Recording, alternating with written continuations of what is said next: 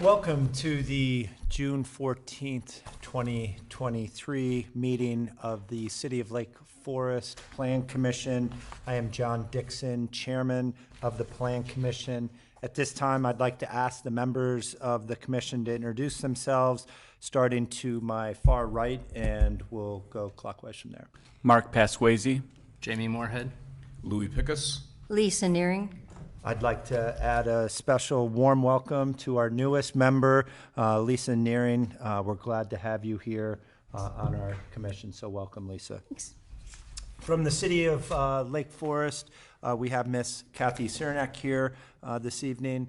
The next item on the agenda is the approval of the April 20th, 2023 minutes.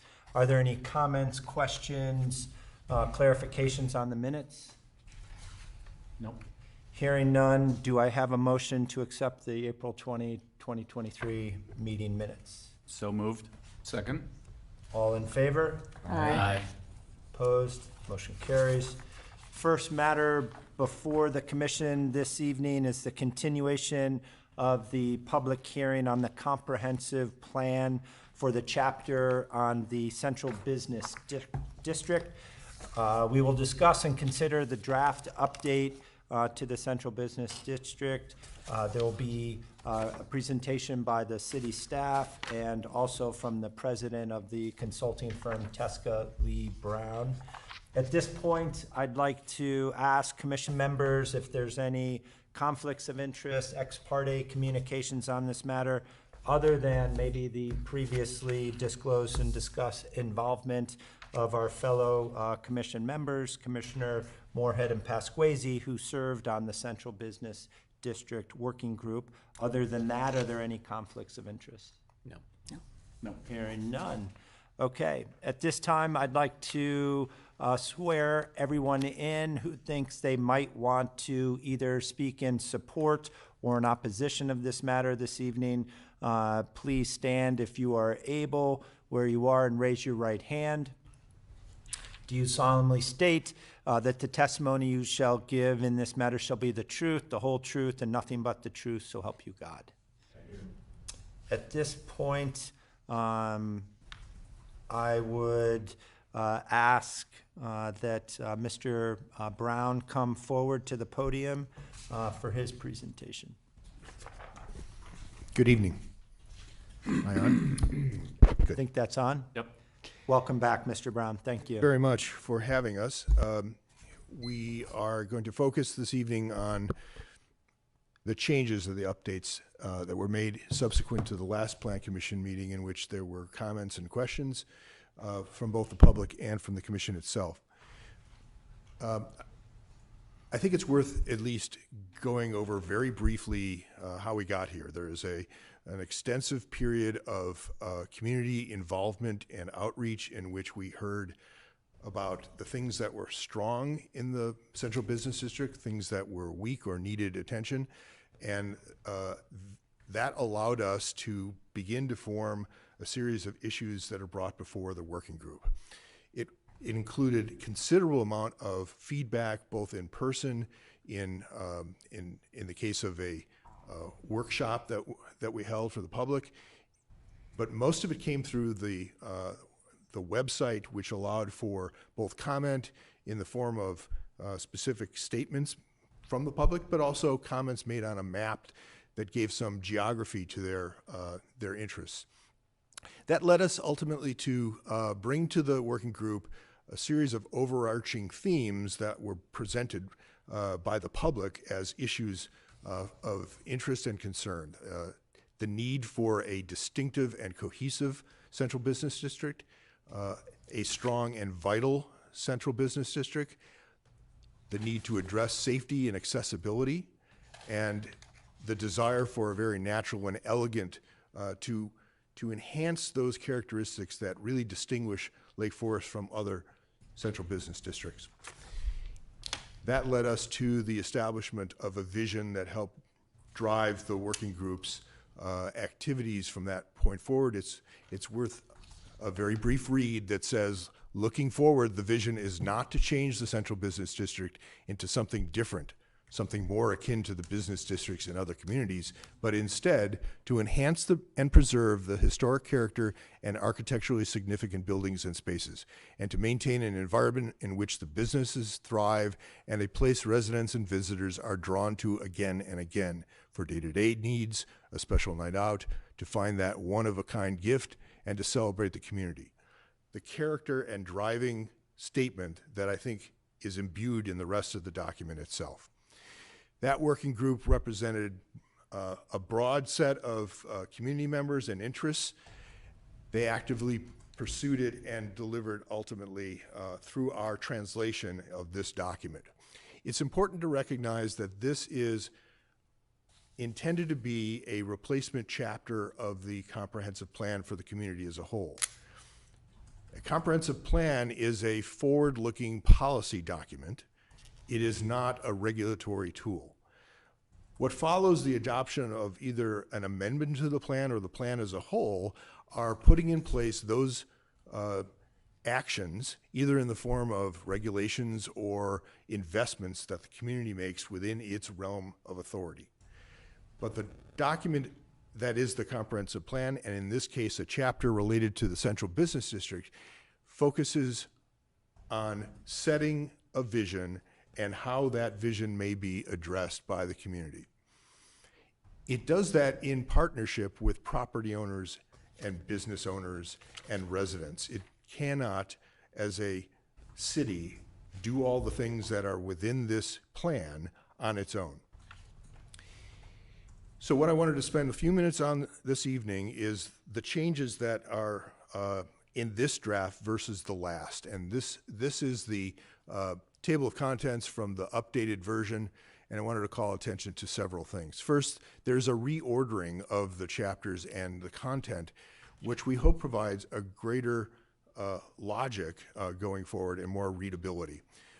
It starts with context and geography and leads towards details and directions, so that ultimately the last part of the document is recommended actions that are consistent with the establishment of the goals that is in the earlier part of the document itself. And so the goals were revised to better align and reinforce the actions that are in the end. The action categories themselves were simplified from 7 down to 5, again, to reduce overlap and also to align with those 5 goals that were established.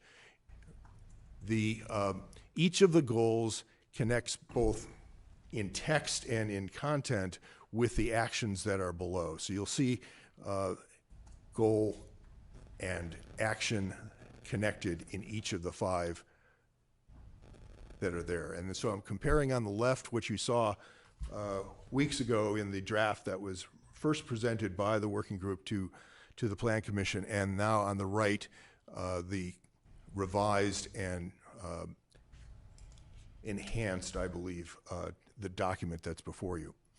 I think fundamental to the overall process was a recognition that the Central Business District is not uniform across the entire district. It has special areas. It has distinguishable characteristics, both geographically along the corridors themselves. And in order to study it and make recommendations, the working group found it convenient, if you will, to have some structure based first on sub-areas, the core, the inner ring, and the neighborhood businesses, and then also later the corridors themselves.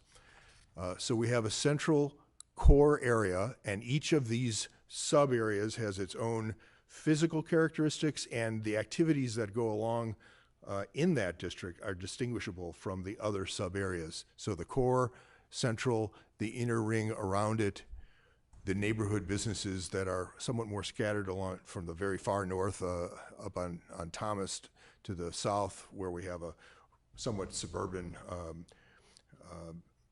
center along Western Avenue.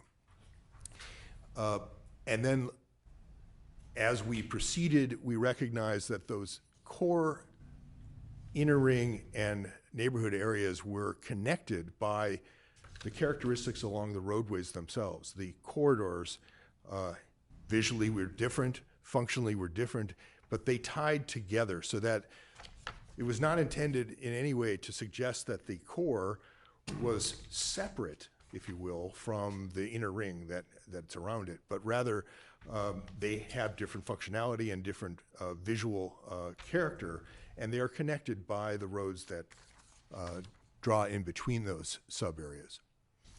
So in the end, we have 5 goals and the actions that are related directly to them, and they are slightly reworded and hopefully a little bit more clear to read.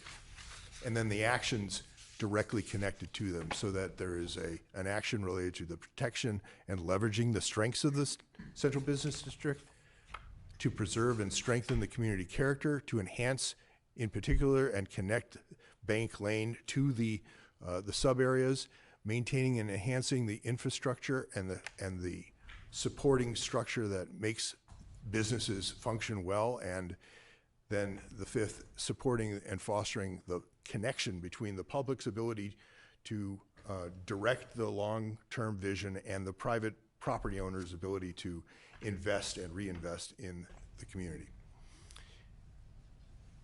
Kathy, can I ask you to respond to this last slide? Sure. Just a few comments, and then I will summarize the staff recommendation for this evening. As Mr. Brown said, this has been a process that is, we're just coming up on a year. So it has been an extensive process, more detailed and more opportunities for engagement than occurred with the Settler Square Business District and the discussion of the Route 60 corridor. And that was done purposely because of the importance of the Central Business District to the entire community. Many of the comments that we heard at the last meeting really gave us pause to do some thinking, some further thinking.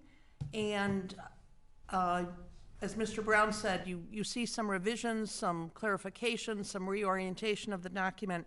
I think what's important to remember is that the goals, although more detailed, and the vision, although more detailed than in the 1998 plan, really haven't changed. Preservation in both plans was highlighted. And secondly, thoughtful development and development that was compatible and served as an enhancement to the Central Business District was the other theme that carries through. The 1998 plan, I think that chapter, and I don't have it in front of me, but it might have been 2.5 pages long. And I think the question was raised, has that plan been implemented? I think we've made some progress in response to that plan. Certainly, in response to that plan, there was a significant rewrite of the zoning districts that apply to the Central Business District. So that plan led to some steps. Since 1998, there have been a number of studies of the Central Business District, and interestingly, Bank Lane and the opportunities that Bank Lane presents as a connector through the various sub-areas has come up repeatedly, decade after decade. So this plan that's before you tonight really focuses on Bank Lane with the idea of, we've talked about it as a community for a long time, so maybe now it's time to really make it a priority and see what opportunities we can actually put into action. There's also been a lot of discussion about the 17 standards. The 17 standards are in the Historic Preservation chapter of the code.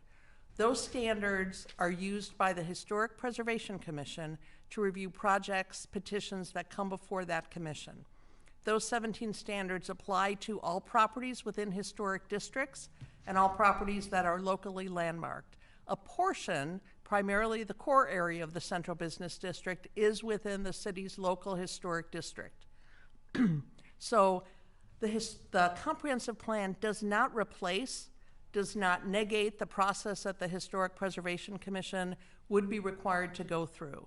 If in the future someone chooses to come forward and make a recommendation to expand the boundaries of the historic district or contract the boundaries of the historic district, there is a process currently in the code for doing that.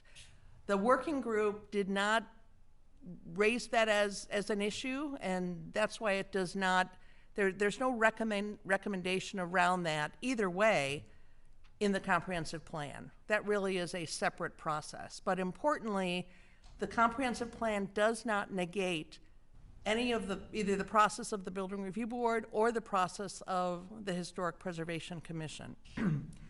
The 17 standards could be used if the City Council chooses to take a step of directing staff to develop design guidelines or development parameters.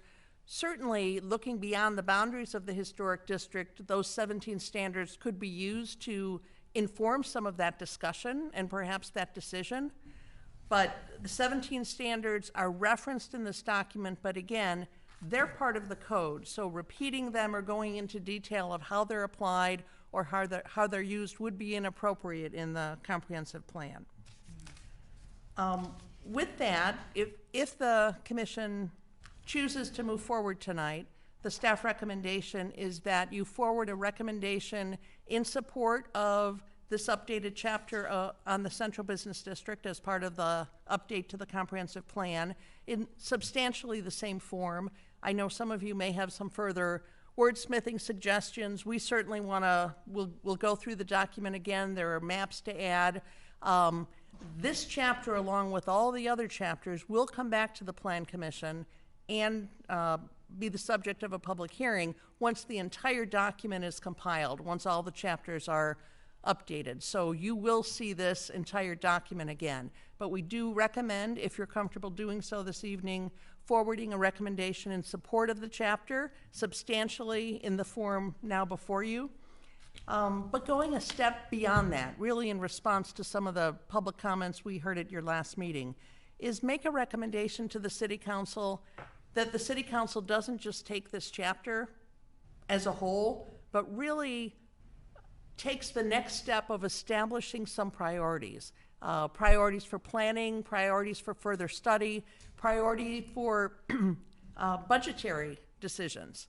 And what we're suggesting is that you recommend that the council prioritize, and again, everything can't be done at once, either from a budgetary perspective, a staffing perspective, a community engagement perspective, but that over the next 3 to 5 years, short term, because the comprehensive plan is a 20-year document, but short term, establish priorities around maintenance and enhancement of infrastructure, roads, sidewalks, landscaping, streetlights, signage. Establish a priority to look at parking. We get comments on parking that range from we have adequate parking to more frequently hearing, especially now, that parking is becoming more challenging. And part of it is educating the community that it's okay to walk a block to get to where you're going.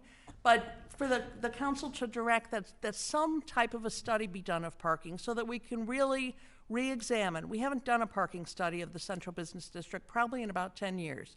We can look at what we have, we can examine how it's being used, determine if it's adequate, if it's comfortable, if people feel safe, and if it's aesthetically pleasing, or is there a better way to do parking? And importantly, to recognize, because of the tightness of the Central Business District, for the council to perhaps take a look at the zoning code and assess whether there should be some changes in parking requirements. Often in the Central Business District, strict adherence to the parking requirements has not been required in the past, but where does that, as Mr. Brown said, where does that division of responsibility between private properties and the city fall when you're talking about parking in the Central Business District, which is vital to supporting our businesses and to attracting more. Third is to recommend to the council to make Bank Lane a priority.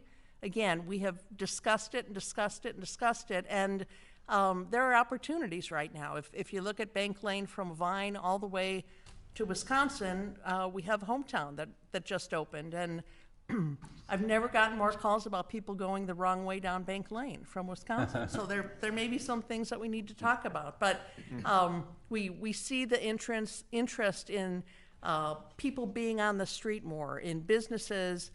Sweets is a good example. We put up those barricades that frankly make some people uncomfortable. The police and our streets department aren't real crazy about those being right at the corner as people turn. Is there a better way to activate those streets and perhaps allow them to more easily be closed off for a Saturday evening and allow businesses to spill out into the whole street? And finally, to establish a priority around planning for the inner ring. Certainly thinking through that in the context of the core area as well as the neighborhood businesses, but recognizing, and I think you heard it at your last meeting, that the inner ring has the most potential for development. And if the city is proactive and a jump ahead, isn't that a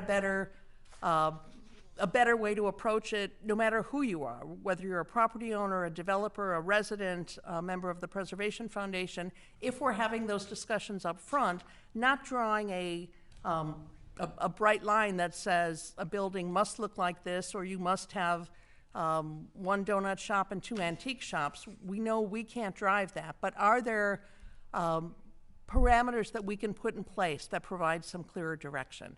So again, if you choose to do so this evening, those are the recommendations. You do have those written out on a sheet in front of you, and that is also in the back of the room. I'd be happy to answer any questions. Do any of the commission members either have any questions for Ms. Cernak or Mr. Brown in regards to this matter? I'll start over to my right. No questions from me. Yeah, I have just a couple questions. For Kathy, the development parameters we're talking about, how do those fit in to the law? I mean, we have the comprehensive plan, we have the city code. Where would the development parameters go? Into the city code? Can I just, clarification on your question? Like, Yeah. you're talking the code and where the code fits into the plan in general, or? No, there's some references to development parameters, like 2.1. On page 20. And I'm just wondering how, if you're a public citizen or a developer, you're gonna look to the code for the zoning, so what's the thought on that? And I can't tell you the direction the council would take or what direction they would give us, but I can tell you that the residential design guidelines are incorporated into the code. They are referenced in the code. Okay. So certainly they could be referenced in the code, they could be a separate document, they could be more of a suggestion. But there are different options for how we incorporate those and how we publicize those. Again, as Mr. Brown said, different for private properties and public properties. What we did on the former municipal services site, we developed design parameters, development parameters through a public process with a special ad hoc committee. Those parameters were then put into a request for proposals. And we actually took those out to various development groups, and those help to inform ultimately the decision of the council on the developer they selected. So they can be used in a variety of ways. Okay, so if they're developed, and then it would be developed per a public hearing with public notice and all, so the public would have an opportunity to provide Like, input. what's the process? Yes, certainly if they were incorporated into the code, into the zoning code, there would be a public hearing before this body. If there are design guidelines that affect the historic district, certainly those could be referred to the Historic Preservation Commission for discussion. Okay, But again, it depends how the council wants to move forward. But in any event, there would be public engagement, public input opportunities, really trying to bring in various perspectives, various interested parties as we form those parameters or guidelines. okay. So it's not development parameters, the term is not just talking about amending the code or changing the code in some way. I mean, there's other ways to do it, and, okay. I just wanted to make sure I understood that. And then, I guess my second question, so I reread the zoning codes, the B3 and the B4 sections, and they are, they're interesting to read. They're relatively interesting to read. They're remarkably similar to the comprehensive plan. Yeah. Like they identify Bank Lane as a spot and so on. And my question is there anything, to your knowledge, I'm asking you on the fly here, but is there anything that is substantially different between what's in the code now for those sections and these two areas and what's in the comprehensive plan that we should be aware of?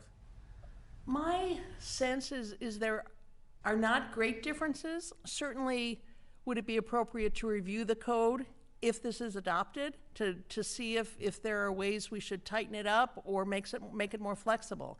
But there are no, just like there is no real significant difference between the 1998 comprehensive plan and what's proposed here, what you see here is more detail. But no, my sense is there are not any significant differences. We have continually viewed the core as historically important, architecturally important, distinctive, and something to be preserved.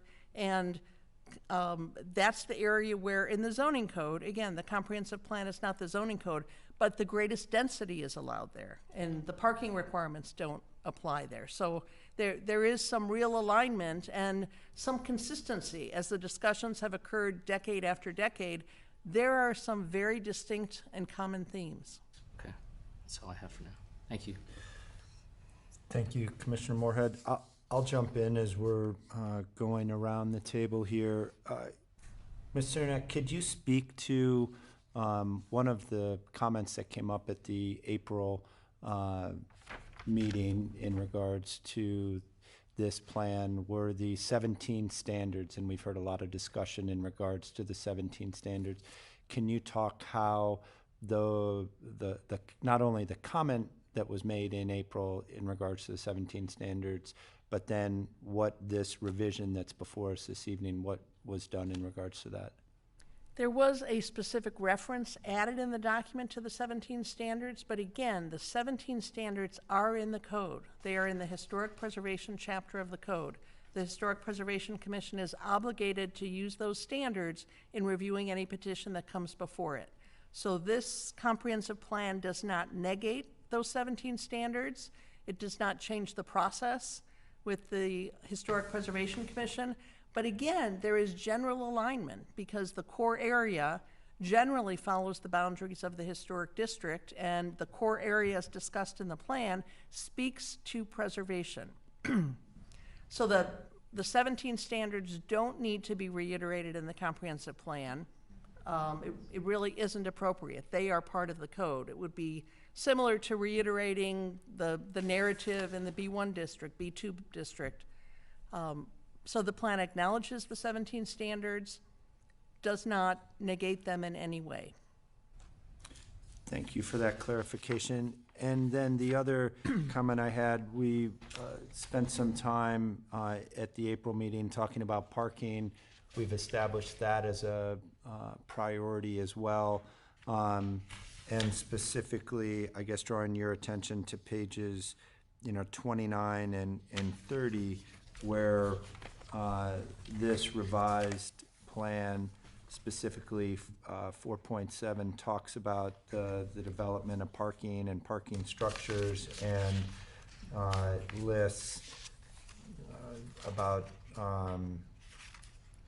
10 or so, 6 or so criteria in terms of how it should be concealed, the design, the massing. We go into detail on that. Could you just speak to that and speak to how making that as a priority will highlight that once this document goes up to City Council? And the staff recommendation around making parking a priority is not, it really is intended to encourage the City Council to study parking and to study what is needed.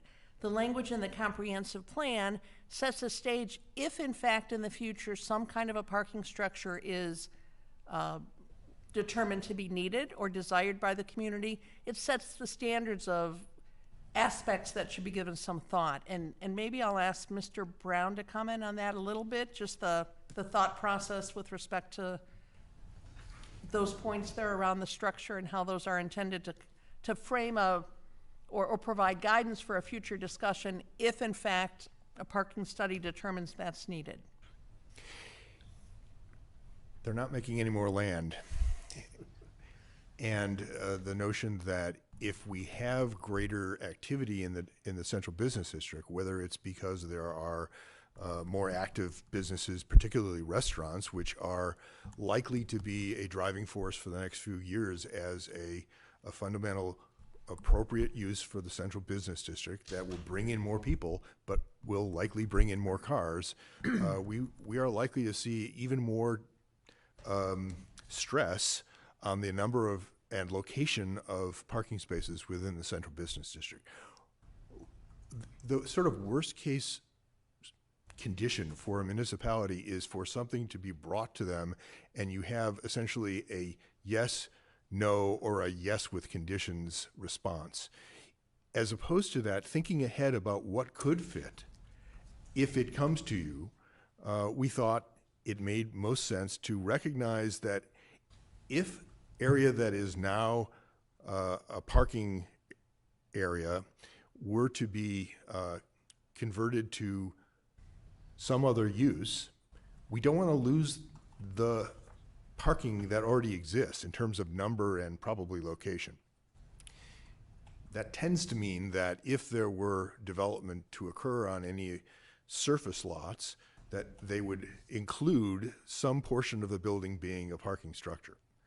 If that's the case, what we don't want to see is the sort of ugliest version of parking that is structure that says this is a structure.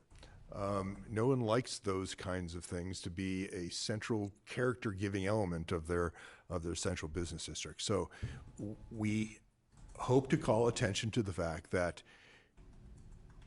there are examples of better-looking parking than other spaces, and this community should assure itself that it won't accept something that is going to demean or diminish the quality of the historic character of this central business district. And that was the intent of those elements that were laid out there on page 30, is that correct? what That you is just correct. stated? Thank you. Can I ask a fast question, bouncing off that one, if that's Go okay? ahead. Pardon me. Out of curiosity, with the banks, since there seems to be a lot of parking spots in the banks, did they ever think that possibly they would do the EV parking charging stations using the part of their parking lot, because it would benefit them, maybe bring more customers into them, that could be a selling point?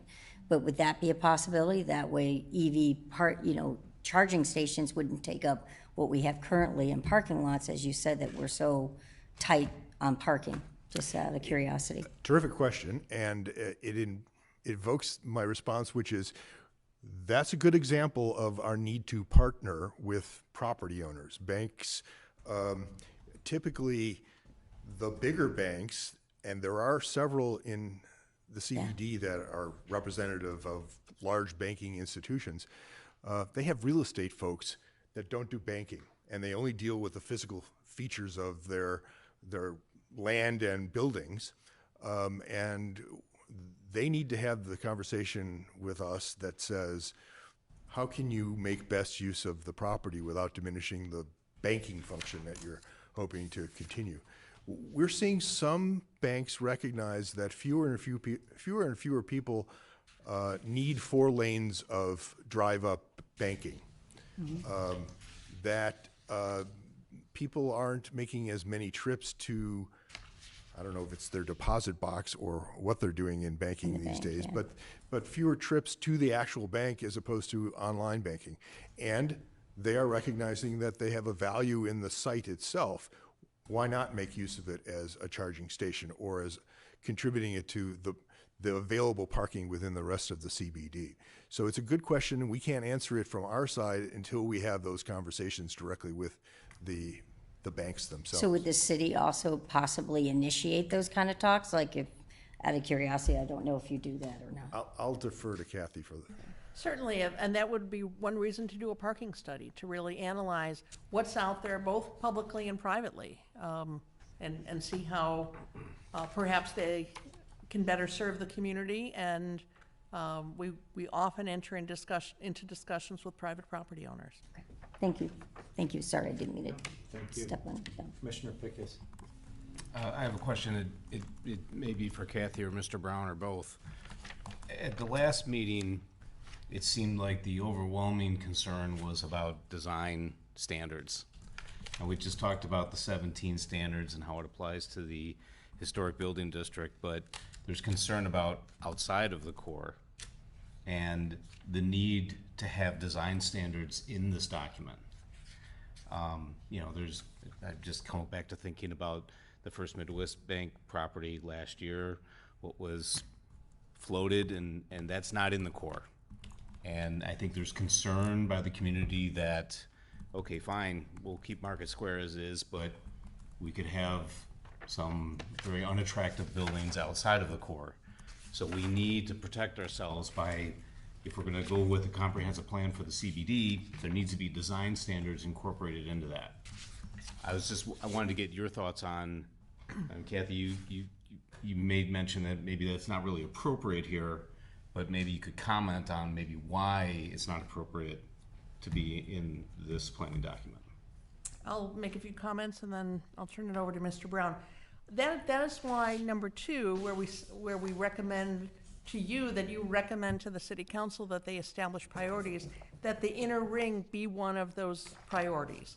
To do proactive planning, which could include looking at that area, perhaps area by area, block by block, and thinking through design standards. And again, that thought process, those design standards, development parameters, whatever you want to call it, could speak to massing, green space areas for pedestrian connections, building forms, building materials, building design. I think what we don't want to do is box in developers and property owners, but certainly some design guidelines, parameters, that discussion could be informed and would likely be informed by the most distinctive part of our central business district, the core. But that is a next step. That would be really implementing this comprehensive plan rather than putting design standards in here. And the inner ring itself is varied. So a single set of design standards for the inner ring, north, south, and west, may not be appropriate, but I think that all requires further study and public engagement, and whether that's in the form of bringing in some experts and having a charrette, engaging a consultant to do a conceptual master plan. I don't think we know the process yet, but certainly the tradition of this community is to engage the public in those discussions.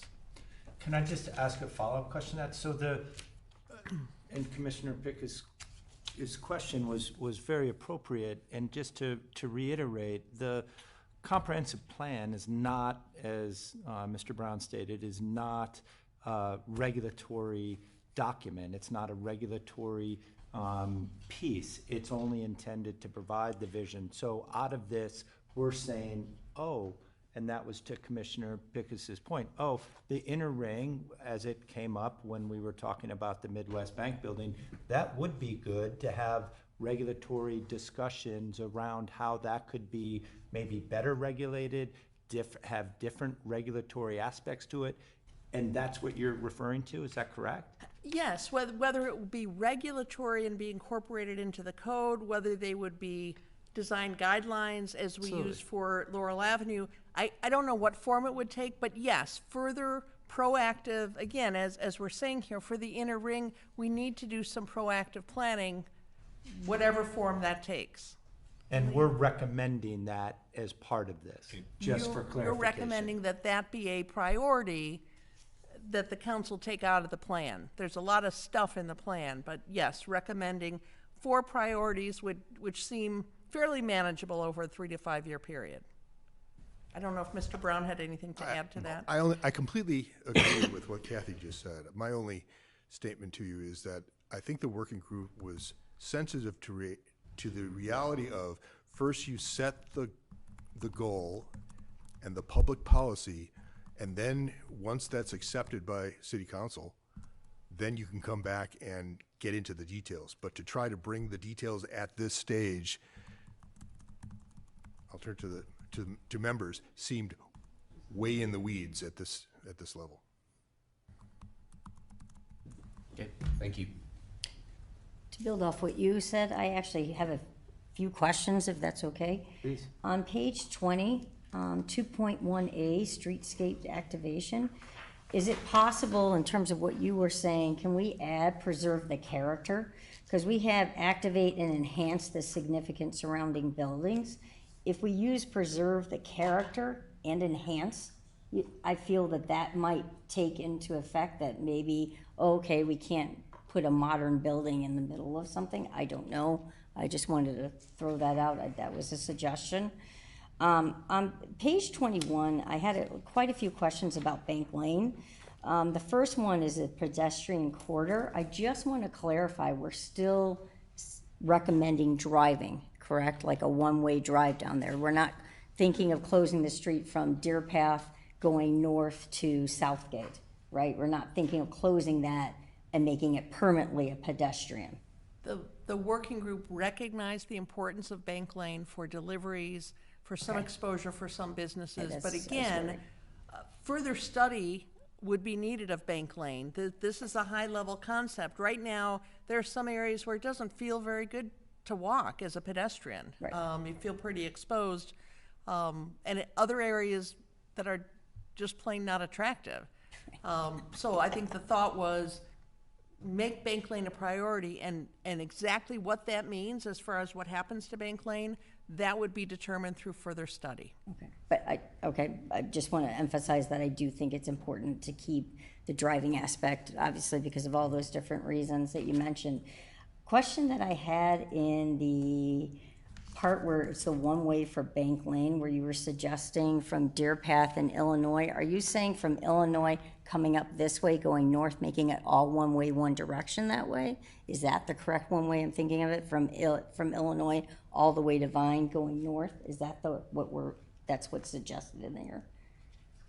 Again, high-level concepts that would require further study. Right, but I was just trying to get So clarification.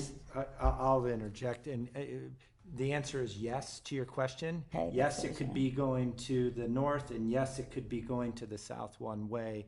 It's So it could just, be just this is a high level, as I just wanted Kathy to- just said, discussion. So a further study needs to be determined, whether it should be to the north, to the south, get input from other constituents. Okay, so Yeah. building off that then, if you go to page 24, depending how you say if it's south or if it's north, that picture has to change in terms of how the parking is and how it's done, in terms of how you're looking at it, whether the diagonal parking, and I don't know if you're doing a 30-degree, 45, 60, hopefully not perpendicular because that takes up more room, even though you get more spaces.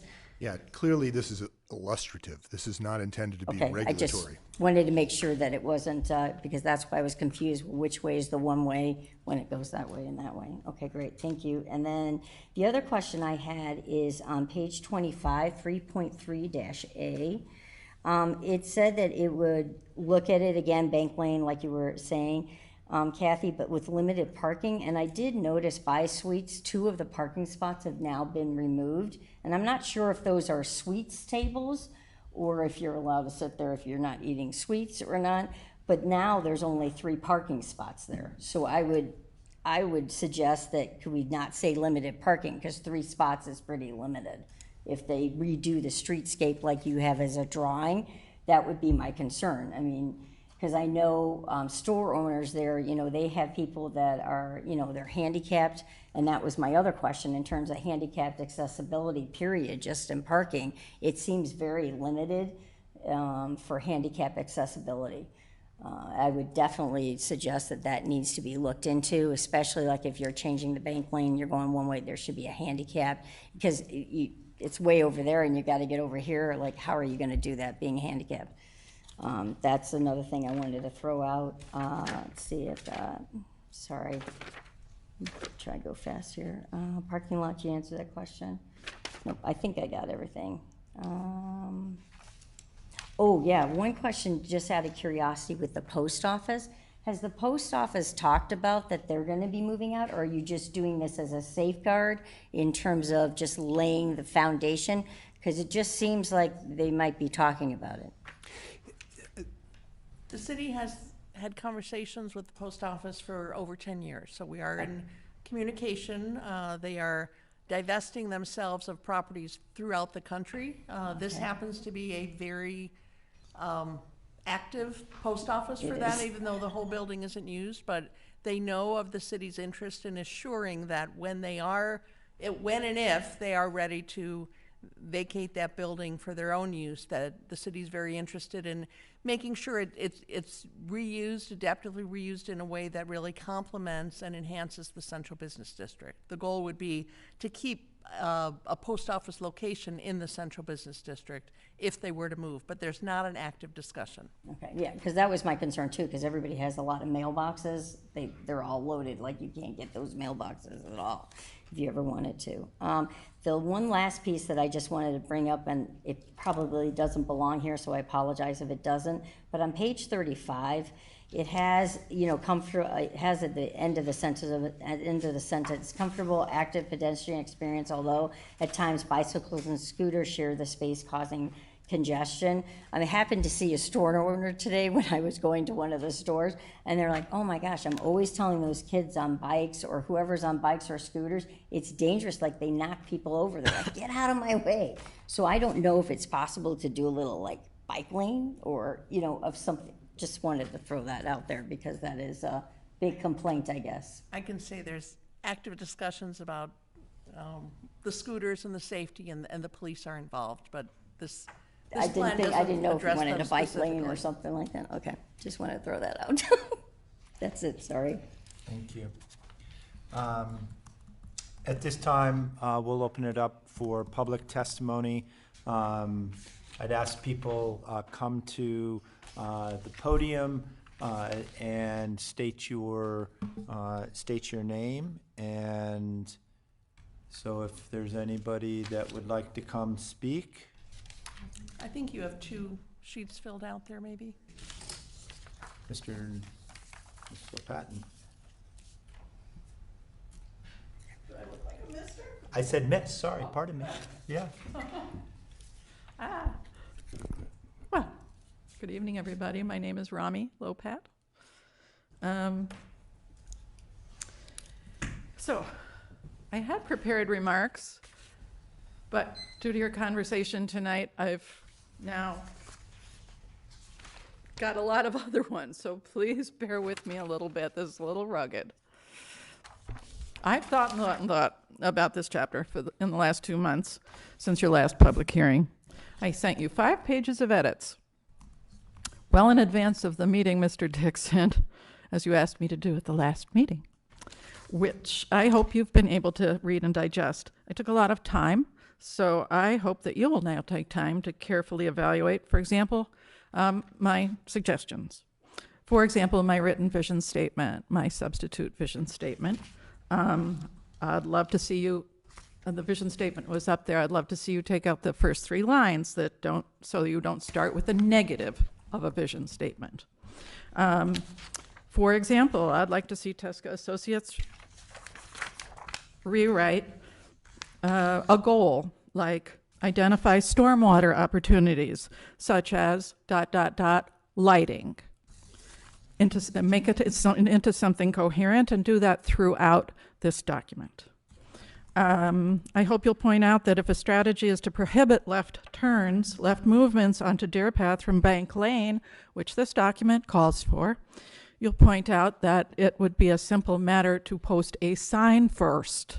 We don't need to do a full bore one-way traffic if that's the goal. And of course, as Kathy said, a traffic study is needed first anyway, because this document doesn't mention the loss of 17 parking spaces on Deer Path due to beautification reasons. In fact, I'd love to see you take time in each of your meetings, this is what I was going to say at the end, to take up an issue. Just have a discussion with all of us at every meeting. It could be Bank Lane. As Mr. Moorhead said, it's in the zoning code already. Do we really need eight pages in this document? But let's take some other issues that would be great to talk about. The post office, Ms. Nearing. What is its future? This document does not say that we are actively trying to keep the post office right in that beautiful Art Deco building. Why aren't we doing that? Why are we just accepting that the post office is going to move and this is a redevelopment opportunity? And if it is a redevelopment opportunity, are we planning many more stories? Are we going to lift it up and put a parking garage underneath? Those are the kinds of discussions that can be freewheeling, that can be easy in the sense of informal, and are necessary to complete a document like this, to have clarity on what our decisions are in the future, in 2025, in 2030, in 2035. This is a 20-year guiding document. It needs to be very clear about the aspirations that we have at this precise moment, looking out over 20 years. And this document gives very, very short shrift to articulating those aspirations. Commissioner Moorhead, you raised a good point. Development parameters. Do you remember the development parameters for McKinley? 1.5 pages. Goals, the larger area, aesthetics, open space.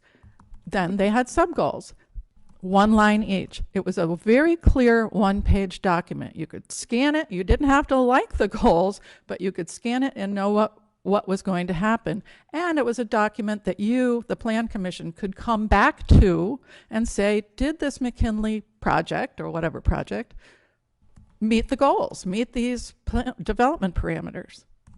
Of course, in that case, I would say most of them got flunked. But the idea is correct. This document should be taken back down to a concise 1-page document that the public can digest and know precisely what you were intending, and then turn it into a longer document. I suggest putting this I don't know what the hurry is here. This 1998 comprehensive plan has been around a long time, so I don't know why we have to approve this instant. I would suggest you take 2 months. I don't know. I think probably close down the public hearing, but it doesn't have to. And let's hire, and this is in your staff recommendations, but not quite clearly enough. Let's hire some outside, not local, outside planners conversant with the unique strategy used by historic downtowns and small cities to come here and offer their views of this document.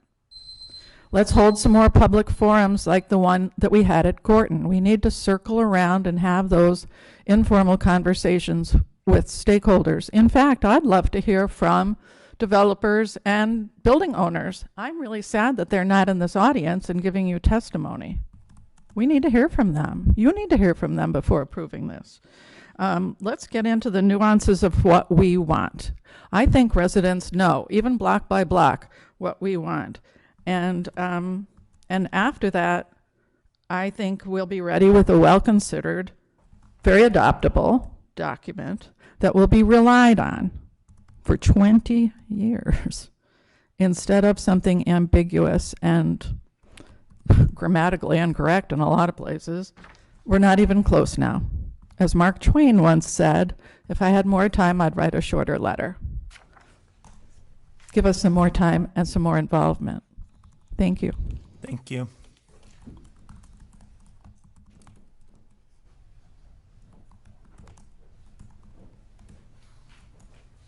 Good evening.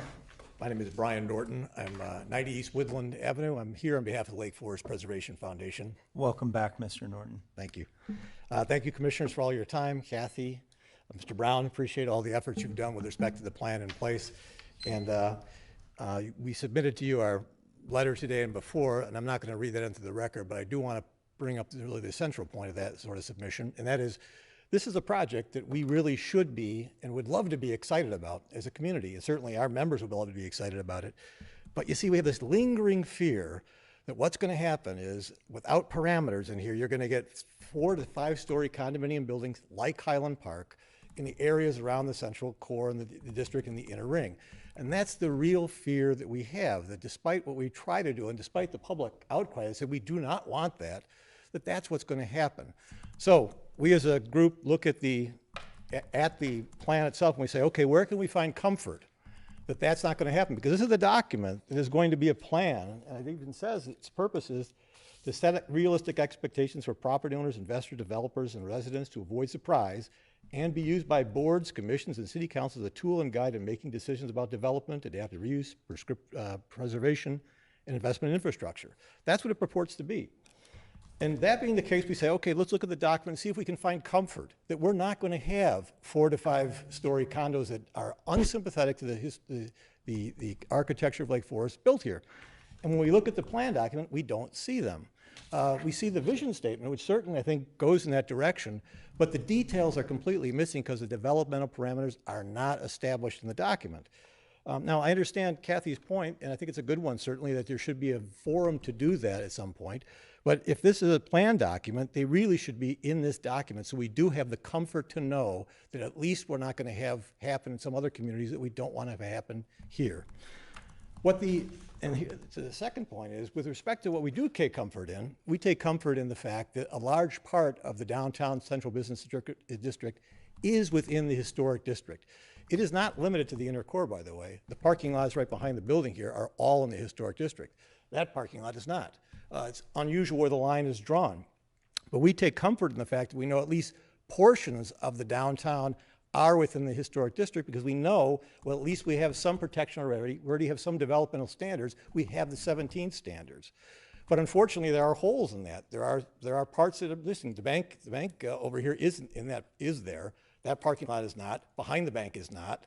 So the corridor that goes from Deer Path Inn to downtown is not protected by the historic district. Anything could be built there at this point.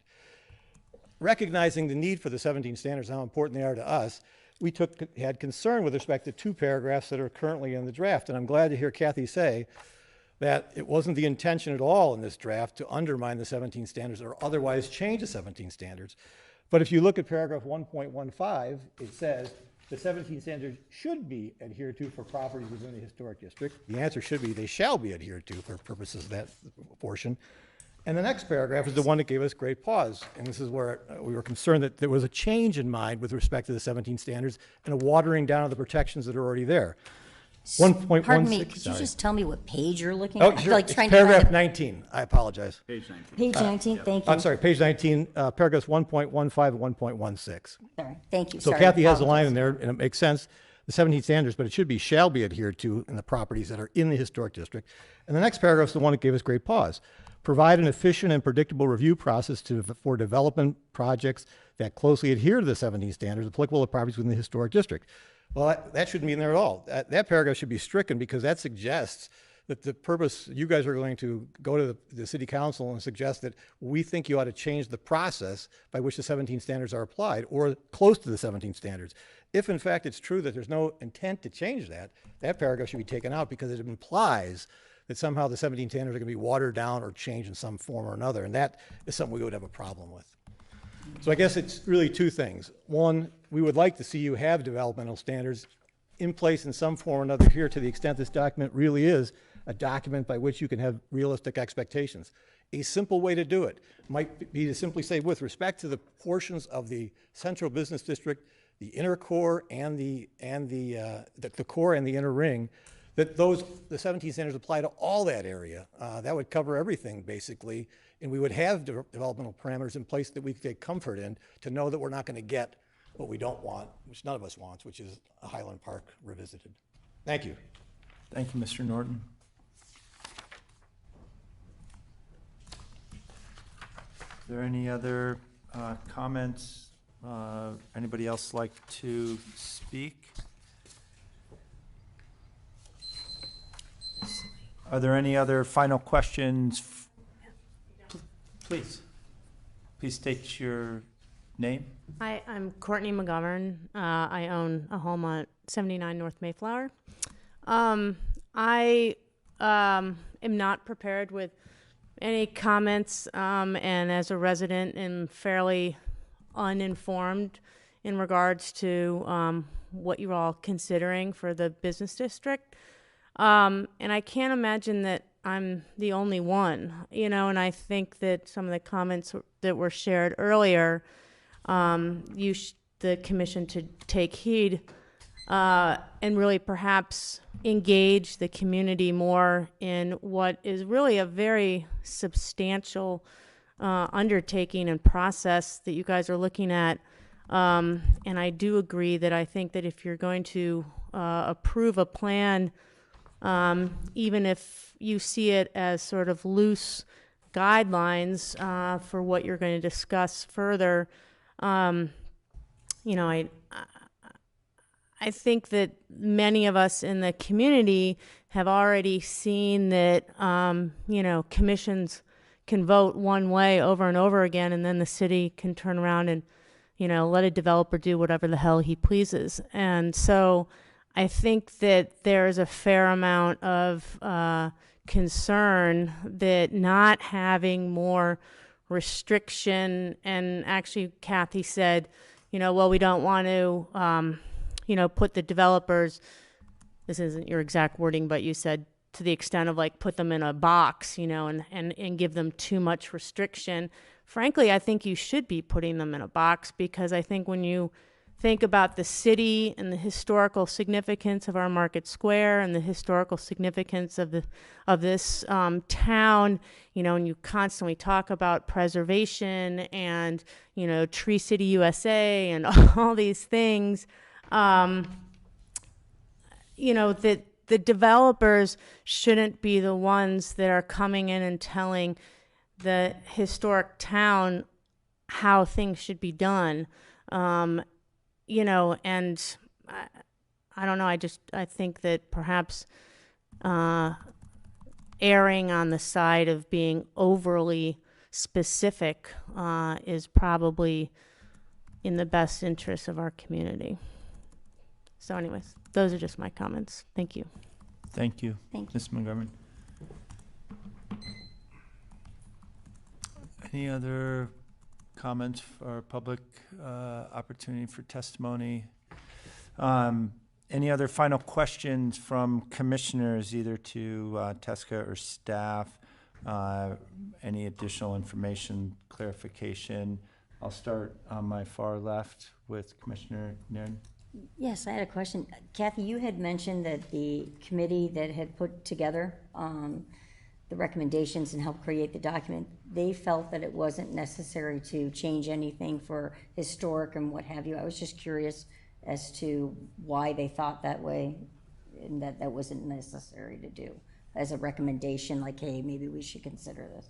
That was not a topic of discussion. The local historic district followed the boundary when it was established in 1998 of the National Register District. The working group did not have a discussion about changing the boundaries of the historic district. Again, that is a process that is out there.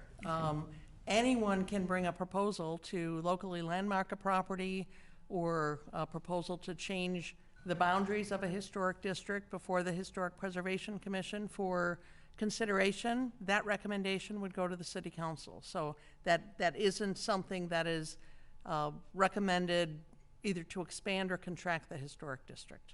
Thank you. Appreciate it. Commissioner Pickens? No questions. Commissioner Moorhead? Yeah, so, thank you. A couple questions for Kathy. In section 1.16 on page 19 that we just heard about, it's not the intent, at least I didn't think it was the intent, but maybe let me know, to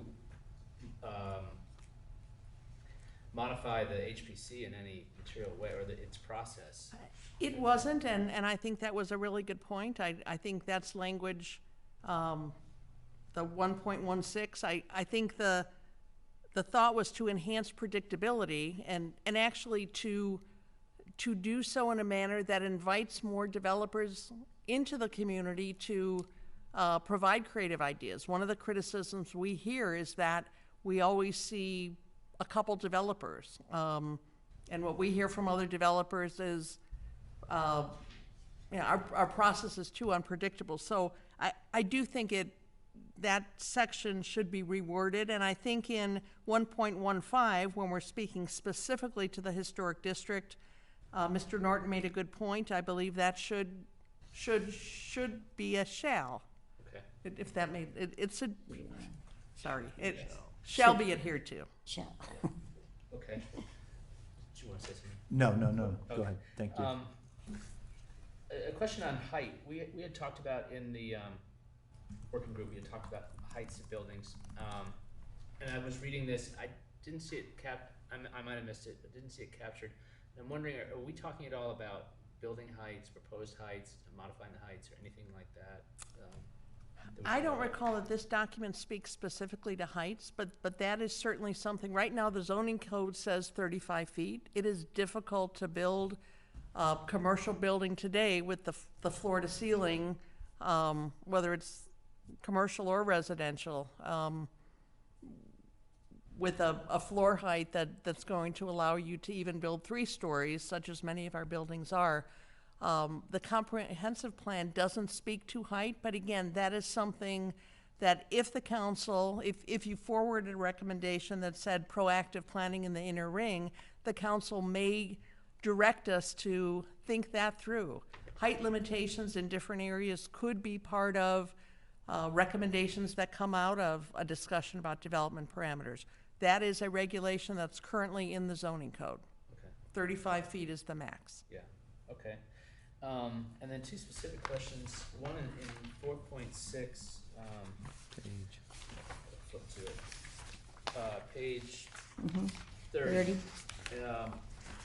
4.6. The way I read this was that, just hypothetically, if there's a developer doing a development, either adaptive reuse, ground up, and it can't financially make it work from a financial perspective, the city has some flexibility in providing incentives or subsidies to allow, maybe not subsidies, but incentives or some financial help to allow that development to work. Is that a fair read of that?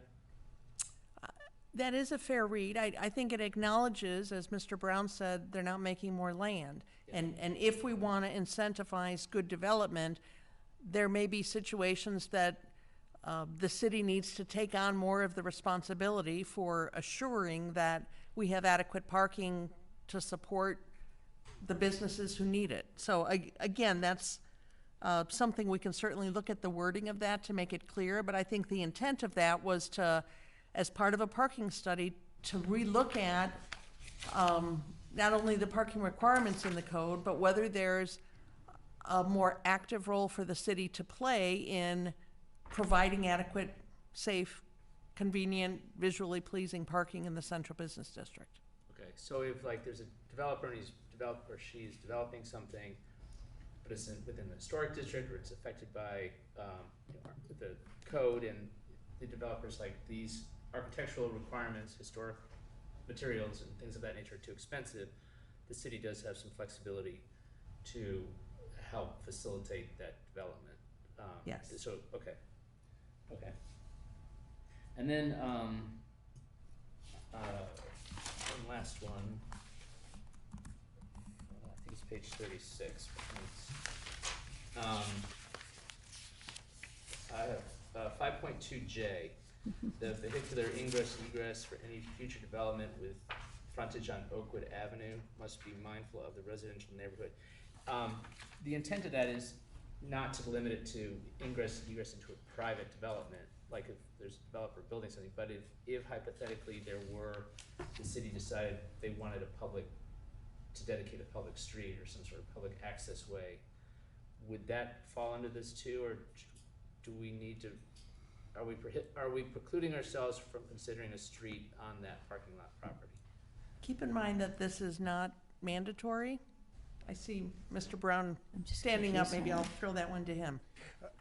I don't think we're precluding anything. I think that we wanted to call attention to the fact that if there were development to occur on those parking lots, the residential uses to the west on Oakwood would be impacted, and we would want to minimize, particularly from a traffic standpoint, the ingress and egress into any particular development that would have to change the character of Oakwood into a collector or a significant road access.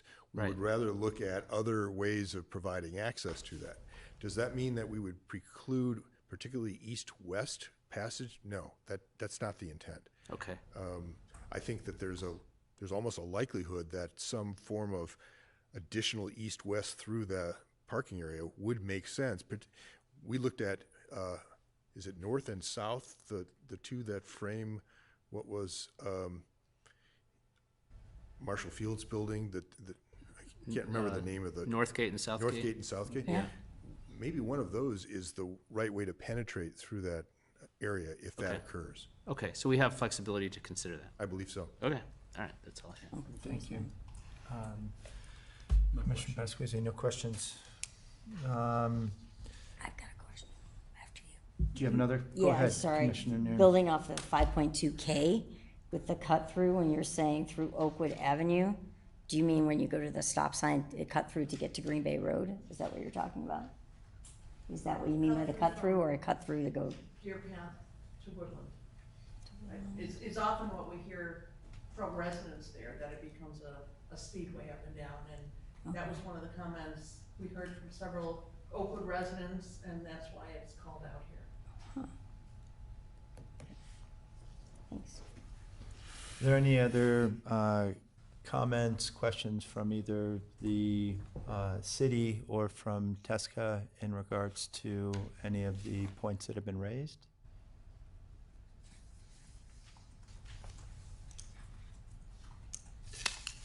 Any additional comments from commissioners before we close the public testimony on this matter? I mean, it would just be great on the 3.3A if the limited parking was changed to, like, the parking, because it's limited as it is. I just don't want them to cut it to nothing.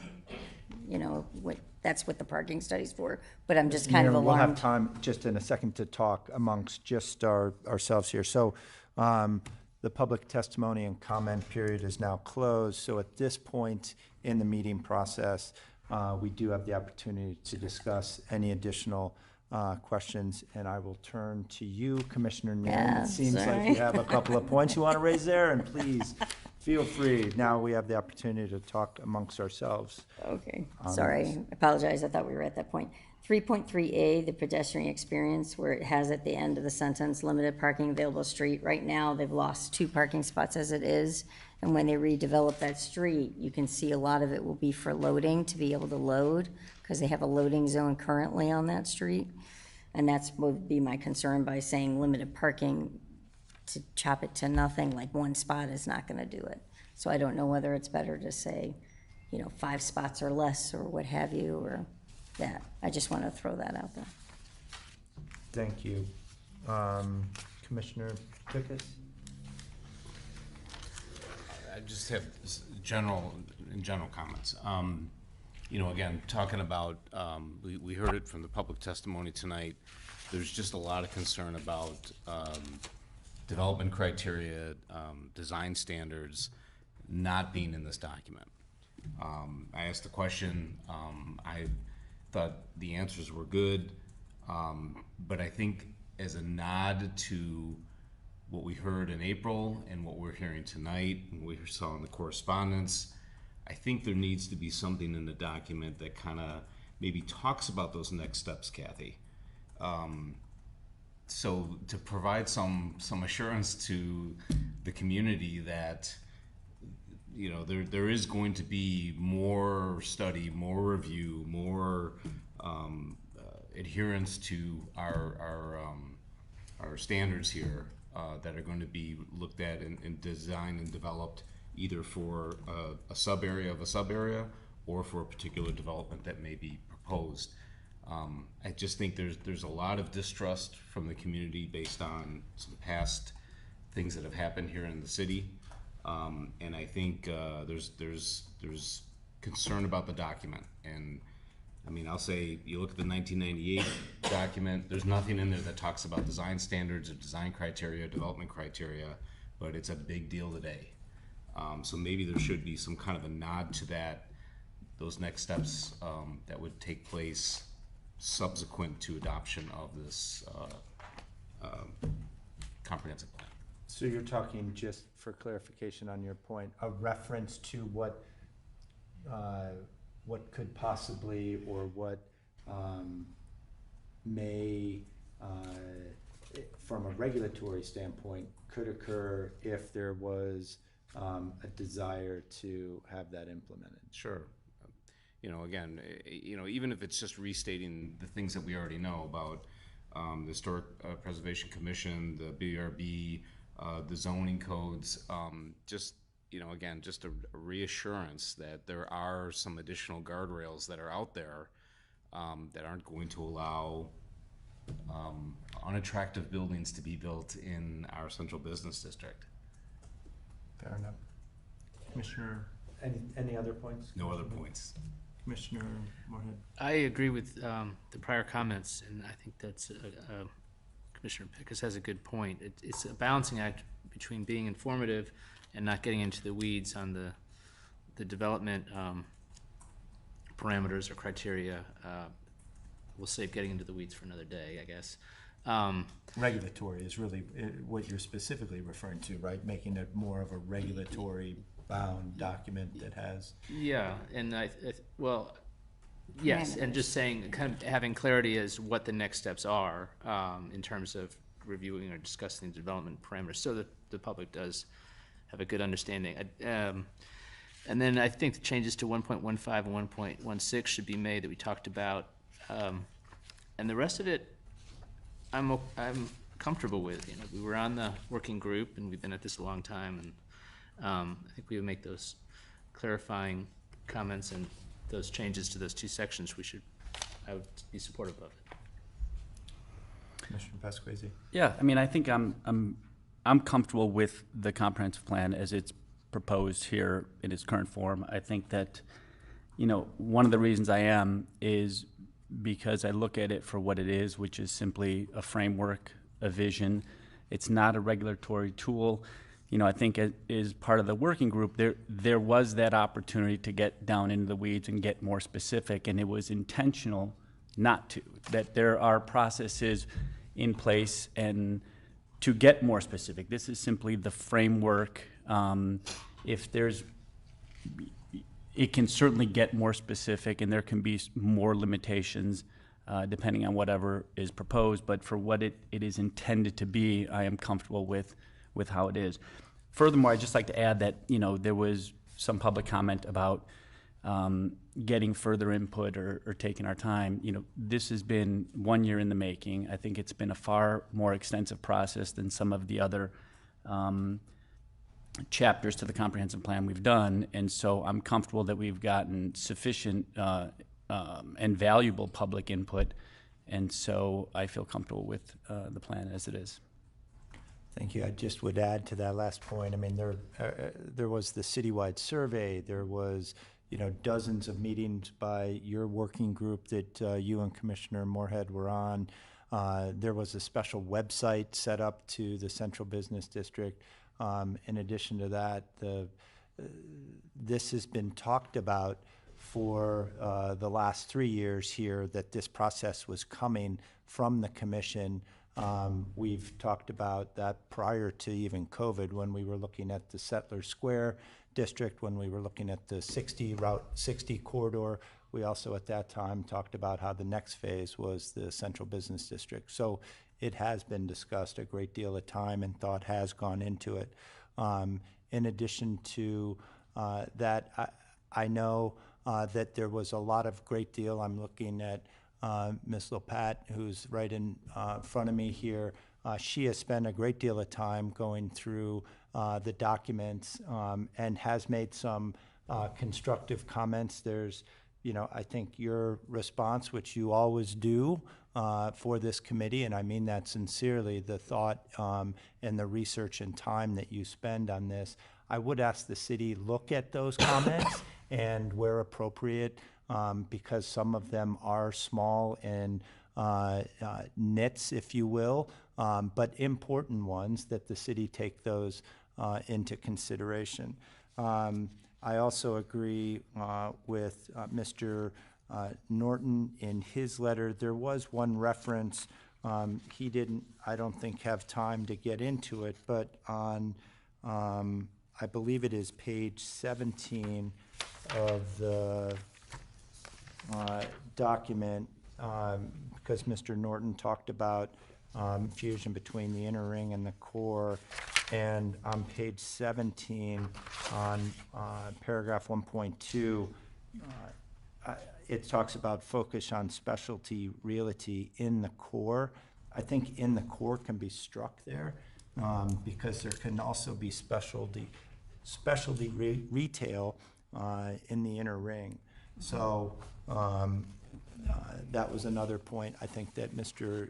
Norton raised that I think is a valid one. And, you know, keep in mind that I would also highlight that the goals and strategies that are on page 14, the vision and goals on page 16, the recommendations on page 17, preserving and strengthening the community character, which are listed on page 20, they all apply to the central business district as a whole and not the subsections of the report. And if that can be highlighted, that's great, but you know, I certainly know that Mr. Norton's point was taken there, that there could be some ambiguity on that, and I think striking that would be helpful. And if there's other points in there that it looks like the goals, strategies, visions don't apply to the entire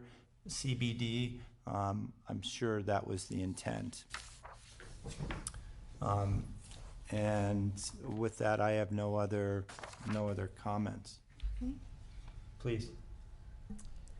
Just a couple thoughts. You do have a staff recommendation in front of you, and under number 2, inner ring,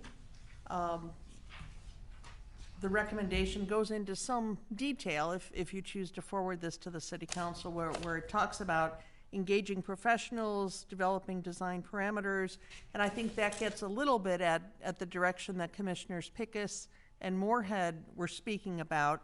My thought is, do you want to add something there that perhaps encourages the council to involve the city council in developing the process by which those development parameters would be established? Just something that would, if the council identifies this as a priority, and they direct staff to develop a process for developing parameters, that we run that process by the Plan Commission. I don't have the exact words now, but I don't know if that, adding that statement in, just in continuing to include the Plan Commission in any planning process, if that gives the commission more comfort. My reluctance in adding more detail and design parameters to the comprehensive plan is that first, and it was stated by Mr. Brown or someone on the commission, that first we need a nod from the council that they agree with this vision. And they have to identify their priorities and where they want to focus implementation, whether it's staff resources, budget, infrastructure maintenance. So to provide that detail before the council has a opportunity to check in would not be appropriate. But again, if you want to direct us to add some language about developing a process and seek input from the Plan Commission, that could be appropriate. I would be in favor of that. I agree. I just would, certainly look for some clarity on that as to what you're talking about putting in there. If the council accepts the chapter, and if they accept your recommendation, if you move along this direction, and they, for instance, select as their number one priority, do proactive planning in the inner ring, they would then give staff the direction to develop a plan for how that proactive planning would happen. And I'm suggesting that we add some language that says the plan for doing that proactive work would come before the Plan Commission, whether to help us determine what that process is and to assure that there's adequate public engagement of appropriate parties. I heard outside architects, urban planners. Certainly, we'd want to involve property owners, business owners. So I'm just suggesting if the Plan Commission wants to have more of a pulse on how this is implemented, we could include that in the recommendation. Okay. Any other comments? Someone like to make a motion? I'm gonna look at you. So I'll give it a shot. Motion to approve the comprehensive plan update. Let's see if there's something down here. June revision. June revision, subject to and in accordance with the revised staff recommendations dated June 14th, 2023, subject further to the comments by the Plan Commission and further comments by city staff. Listing these as the priorities. Establishing the priorities of infrastructure, parking, bank lane, and inner ring as further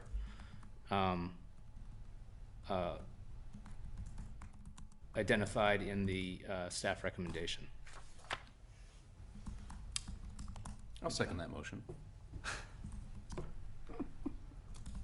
All those any additional comments? All those in favor? Aye. Aye. Aye. Opposed? Motion carries.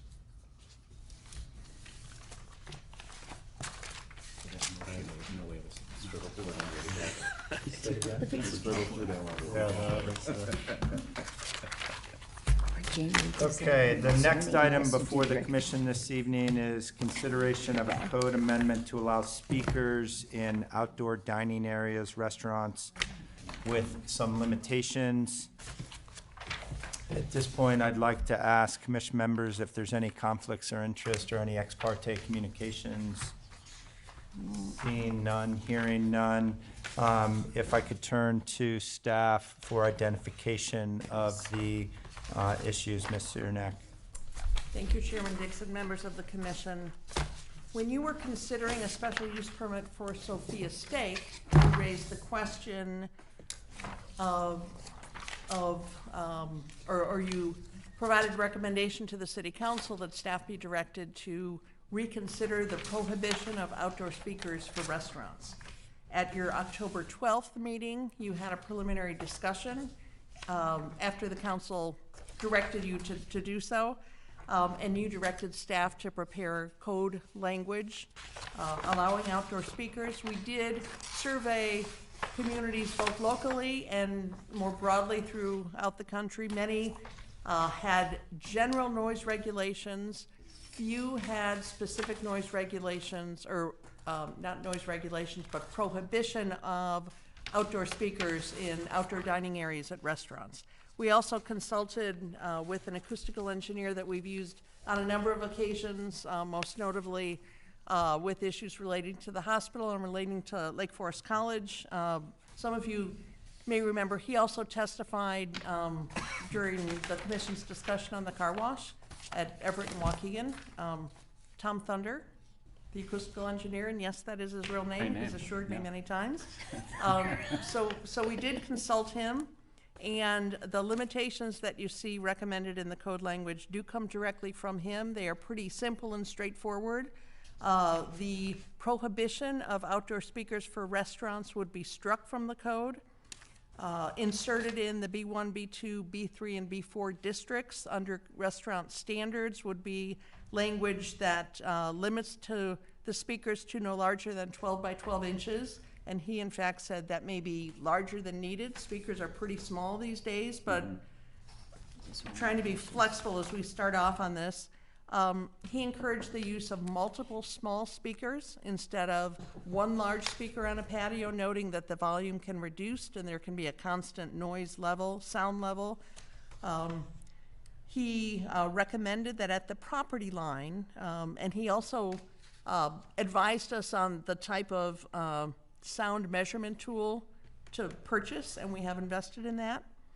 At the property line, that the sound level shall not exceed 5 decibels above the median ambient sound level. So for instance, at Sophia Steak, that does not mean 5 decibels above when the train is going by, but instead an average ambient level taken over a 15-minute time period. So we would be out there frequently with our sound tool, sound measuring tool. That outdoor speakers would be used only for music and not to say order number 17 is up, which I think was something the commission discussed, that the speakers would only be active when there are diners on the patio, not during cleanup time, and that for restaurants that are authorized now only through special use permits, that is restaurants within 150 feet of residential zoning districts, that the speakers would be considered through that special use process. The commission could be silent on speakers at those restaurants, or if there was a particular situation with close proximity to residences, you could be more restrictive or in fact prohibit speakers. As with all code language, we would, once this is in place, we would monitor it over the first couple years, see if there are loopholes, see if it's too strict, see if it's too flexible. But we feel that this is a good starting point, and if you choose to do so, it would be appropriate to recommend approval to the City Council. I will just add, enforcement, we would enforce on a complaint basis. We would not regularly monitor, but we would respond if there was a complaint, and we would do multiple measurements. As always with our enforcement, our initial response is to work with the offender and get cooperation. We would not immediately move to fines or a notice of violation. With that, it would be appropriate for you to ask questions, take public testimony, and if you're prepared to do so, forward a recommendation to the City Council. Thank you. Are there any comments or questions to city staff from the commission members? Commissioner Pickus, I'll start with, or Pasquez, that's all Pasquizzi, right. sorry. Simple question. With Sophia Steakhouse, have we received any complaints? And One complaint to date. Yep. It happened to be a time when there were no diners on the restaurant, and when we talked with the manager, he was not aware that the music was on, so it could have been louder than usual. But other than that, no. Okay. Thank you. Commissioner I just have Moorhead. one question. You said that enforcement would be on a complaint basis, but you also said that like the first year or so you would like kind of monitor it and maybe tweak it. So in the first year as we're rolling this out, even though there already are speakers out there, will you as a city be looking at it and seeing if it needs to be modified on your own? I think we do a few tests and see where we're at. If we're at a property line and the music is louder than 5 decibels and we're not getting any complaints, maybe we'd, and to tweak this, because this is specific, it does say 5, based on the recommendation of our consultant, we would need to come back before you. But we could certainly do some test runs, so to speak. Okay. That's all I had. Commissioner Pickus. So, you're gonna measure over a 15-minute period the ambient. I'm just wondering is this gonna be working with the property owner, the operator? Because clearly, if there's one couple on the patio having dinner and there's 15 couples having dinner on the patio, the ambient's gonna be a different level.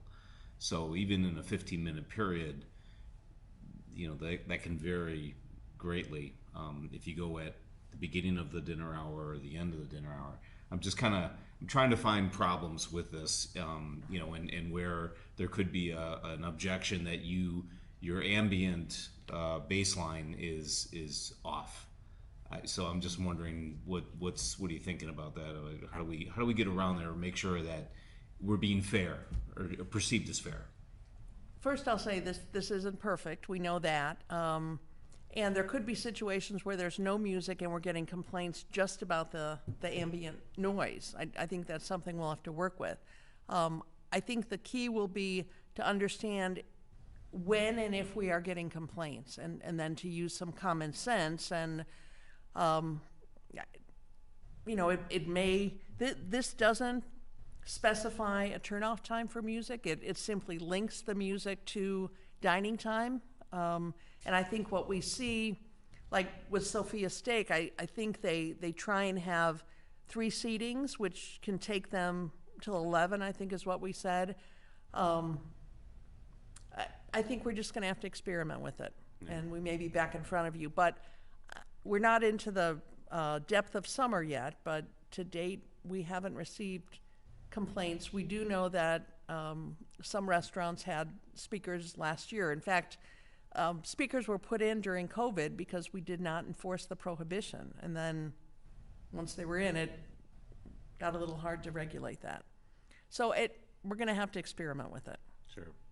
I just was thinking, Yeah. where there might be a misperception of fairness, that's all, and just try to identify that, but yeah, I'm good. So when, Commissioner Nier, sorry, go ahead. are you done? Go ahead. So when you're talking about the 15-minute time period, are you gonna do it within over an hour? So you'll do it like 5 o'clock, 5:15, 5:30, 5:45, 6, and then do an average of it? Or are you doing like 5 minutes, 5 minutes? I'm just trying to figure out what you mean by the average over a 15-minute. If we got a complaint, or if we're doing some testing, we would be out there for a 15-minute period. Okay, One single 15, not 5 minutes here and 5, and we might do that, again, depending on if we're getting complaints. We could do it at 5, maybe we do it at 10:30, and get a sense. It's not gonna be perfect, and it may be less of an issue. right, We may be making more of it than we need to. right. Okay. Other question I had is, you said that you would get a median, like for a sound level, and then 5 decibels over it.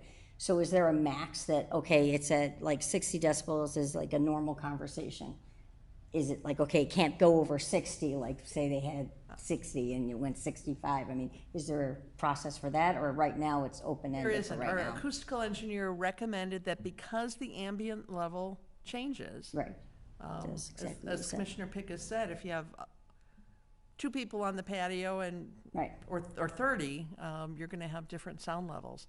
So he recommended that we didn't try and establish a maximum, that we really get a sense of what is the noise. And again, we may find that there are no issues. We may find that we need to treat restaurants as we do now. Restaurants within 150 feet of residential zoning districts require a special use permit. Restaurants that aren't within 150 feet come in, submit a building permit, do build out, and move in. Right. So it may be that we need to treat those differently. Okay. One last question, I promise. If they've already installed speakers and say that they're bigger, which I can't imagine they would be, but they're bigger than 12 inches by 12 inches, but they still adhered to the sound level and all that, will they be grandfathered in, or are they gonna have to get brand new speaker? That would be my question. I agree with you, it's probably not gonna be an issue, because most speakers today are Yeah, smaller. right, yeah, I agree, but just in case. Unless it was an issue, we wouldn't, I mean, it's pre-existing, we wouldn't go in if there's not an issue and require someone to change speakers. If Thank someone you. has a Yeah, I giant get it. speaker, it could be an issue. Thank you. Is there any public testimony here this evening on this topic? Please. Please.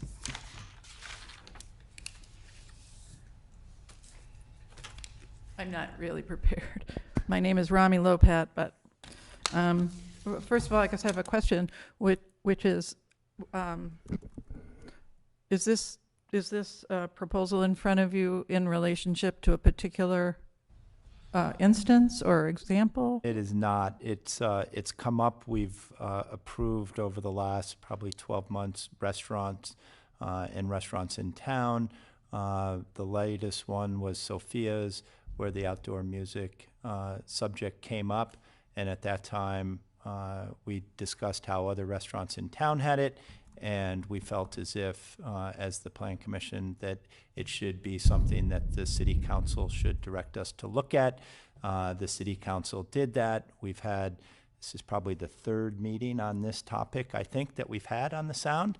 And the city has now come back to us this evening with this proposed amendment so that our business owners in town can provide music in an outdoor setting. Thank you. That's good. I guess it seems to be an opportunity to codify the meaning of rooftop decks. I'm thinking of a building at the corner of Woodland and Western that has a flat roof, that has restaurants in it, and those restaurants could easily be on the roof. I mean, I don't know about the air conditioners and all that, but it does provide an opportunity. And we've had rooftop decks come in proposed for the central business district and near the central business district, and it caused a lot of controversy. So I would say that you need to take a look at that and put it in the code clearly. Also, having been director of noise abatement at O'Hare and Midway, I would suggest that you look at peak ambient levels. Nighttime deserves a big penalty in a neighborhood, especially of residences. And for that example I gave you, there's houses right up against that building. And when you say there's an increase of 5 decibels, that's an exponential increase. That's not just 5 decibels. That's 25 decibels. So you have to be very careful. It sounds minor, 5. No, that is not. You should definitely consult a diagram that shows what various decibel levels actually mean to the human ear, because you may be getting a little bit more than you're counting on. So that's all I have to say. Thank you. Thank you. Are there any other public comments on this topic? I would just add from one other point.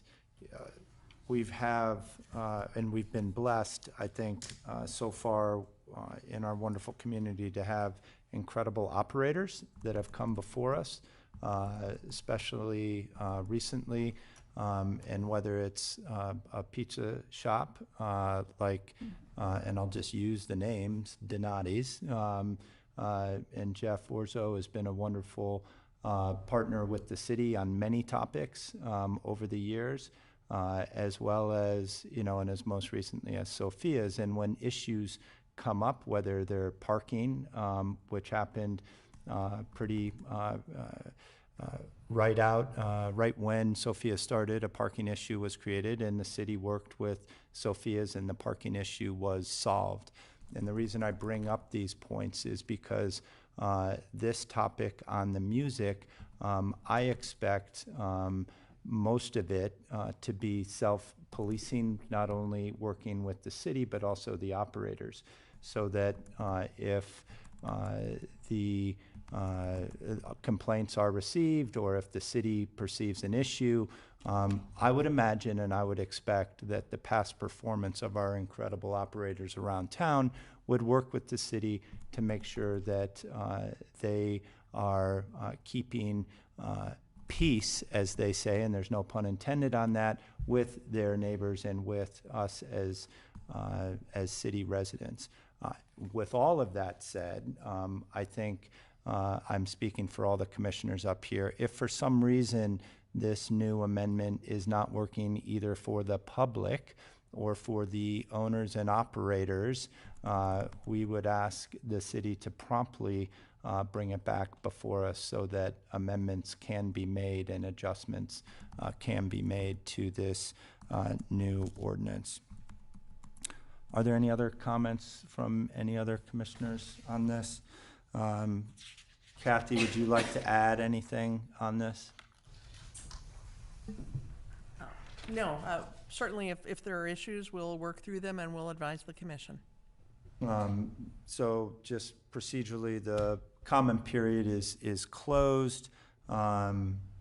Seeing that there's no other comments on this, is there a motion on this? Maybe I'll take a stab at it. Make a motion to approve the code to allow speakers in an outdoor area of restaurants with the limitations outlined in the staff report. Second. All those in favor? Aye. Thank you. Motion passes.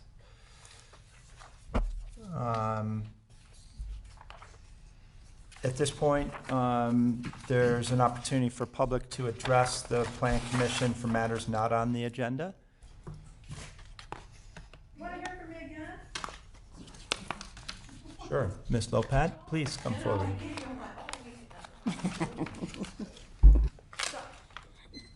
My name's Rami Lopat. I have a question about process. So, two things happened in the last couple of months where I wanted, step back.